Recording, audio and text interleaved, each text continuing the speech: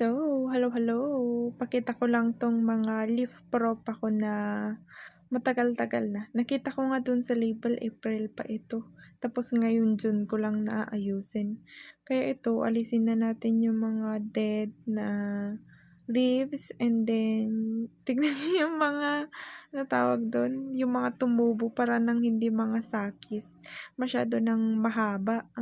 Kahit na ganyan 'yan ay i-try ko pa ring itanim. Check natin kung gaganda sila after na nasa lupa na. And then nakalagay kasi ito sa pinakababa na patungan, kaya hindi sila nakatatanggap ng init. Yung mga nasa taas na patungan na propa ko, magaganda naman, hindi sila nagkukulang ng sunlight, pero itong mga 'to talaga super.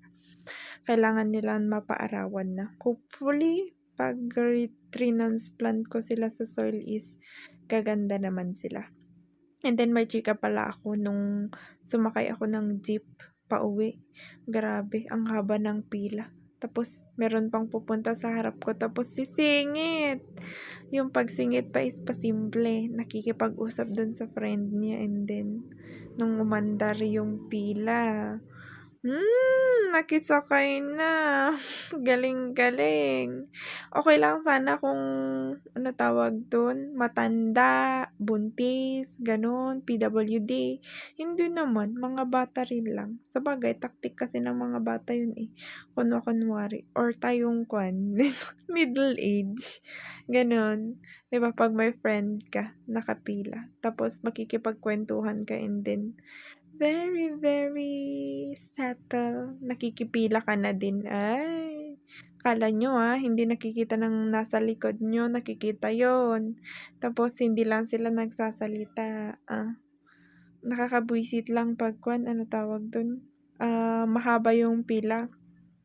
Tapos, nahuli ka hindi ka nakuha doon sa jeep kasi puno na nung sumakay ka, isa pa sana, 'di nakapunta ka na, pero dahil may sumingit, walay na, hindi ka na nakapunta. Kaya, ay buwisit talaga 'yun 'pag nagmamadali ang tao.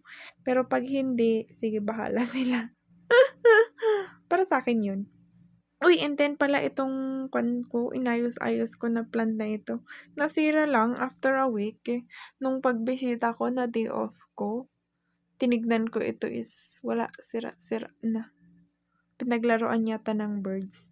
Tapos bakit hindi sila natatakot, nilagyan ko ito ng Curadan, kaya feeling ko na-poison din yung mga birds na naglaro dito sa propagation ko na ito, eh.